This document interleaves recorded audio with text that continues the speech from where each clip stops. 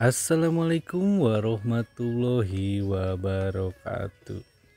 Nah guys, di sini saya akan melakukan proses pengekliran atau proses finishing guys. Nah untuk clearnya saya menggunakan merek dari Belcott ya guys. Nah ini emang sudah biasa saya pakai guys, karena clear ini clear yang harga murah tapi kualitasnya mantap ya guys, hasilnya sungguh mantap guys. Nah guys, untuk perbandingan clearnya, ini perbandingan clearnya yaitu 4:1 ya guys. Jadi clearnya 4, hardenernya 1 guys. Nah kenapa ada hardenernya atau ada penyampurnya? Karena clear ini adalah clear dari merek Piu ya guys. Nah untuk hardenernya ini ya guys. Nah guys, untuk perbandingannya itu clearnya 4, hardenernya 1 ya guys. Nah kenapa sih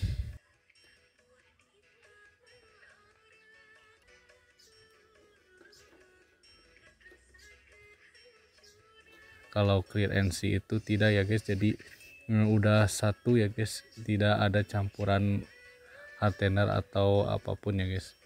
Nah untuk thinnernya saya menggunakan dari merek Piu juga ya guys.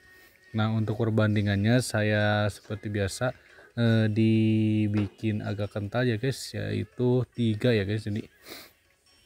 Jadi 4:1 banding 3 ya guys. Jadi thinnernya 3, clearnya 4, hardenernya 1 ya guys. Jadi dibikin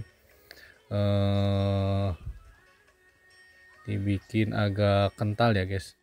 Setelah dicampur kita aduk terlebih dahulu ya guys. Nah setelah diaduk kita diamkan selama 1 menit ya guys. Jadi biar si gelembung-gelembungnya itu menghilang dulu ya guys. Jadi jangan sampai baru diaduk langsung disemprot ya guys, atau langsung diaplikasikan, itu jangan ya guys. Jadi kita harus diamkan dulu sampai gelembung-gelembung dari clearnya itu hilang ya guys. Nah sudah hilang baru kita ke proses penyemprotan ya guys.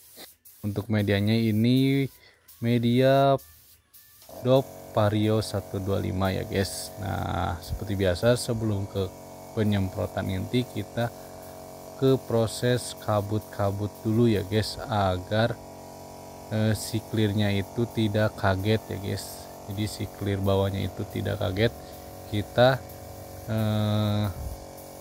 proses kabut-kabut dulu ya guys. Setelah ke proses kabut-kabut baru kita ke proses semprot dengan jarak dekat ya guys. Jangan jarak dekat dan agak cepat ya guys, biar si clearnya tidak terjadi penumpukan ya guys. Nah kalau penyemprotannya agak lambat itu bisa terjadi penumpukan clear ya guys. Jadi sikirnya itu akan meleleh ya guys kalau terjadi penumpukan clearnya. Jadi diusahakan kalau mau jarak dekat itu si penyemprotannya itu secara cepat ya guys. Jadi mainkan spray gunnya secara cepat ya guys, biar tidak terjadi penumpukan clearnya ya guys.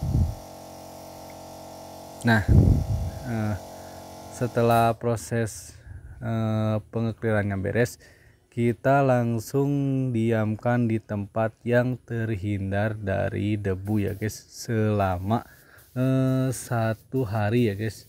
Nah kita itu harus mengkarantina si medianya itu selama 1 hari ya guys, sampai bisa dipoles atau sampai bisa disentuh kering ya guys. Jadi disentuh itu tidak berbekas ya guys. Jadi harus sampai kering dulu ya guys, baru kita bisa dikeluarkan ke ruangan terbuka ya guys. Nah guys, untuk proses finishing ini saya sarankan jangan terburu-buru ya guys. Jadi tetap santai, jangan terburu-buru agar si proses pengeklirannya berjalan dengan maksimal ya guys. Nah ini saya ke proses penyemprotan yang ketiga ya guys, jadi medianya yang ketiga. Nah seperti biasa setiap media kita kabut-kabut dulu ya guys, agar si clearnya itu menempel dengan maksimal ya guys, dan tidak ada kendala apapun ya guys.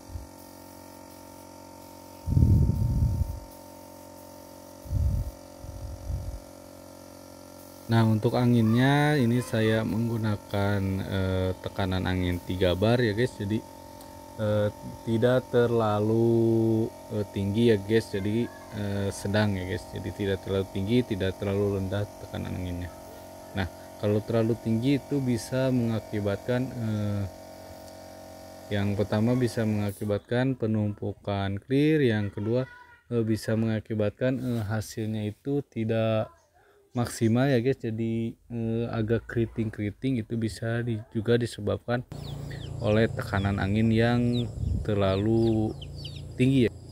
Nah guys, ini hasil dari proses pengekliran yang tadi ya guys. Nah untuk hasilnya lumayan maksimal ya guys, lumayan bagus, dan untuk tingkat keglosiannya lumayan mantap ya guys.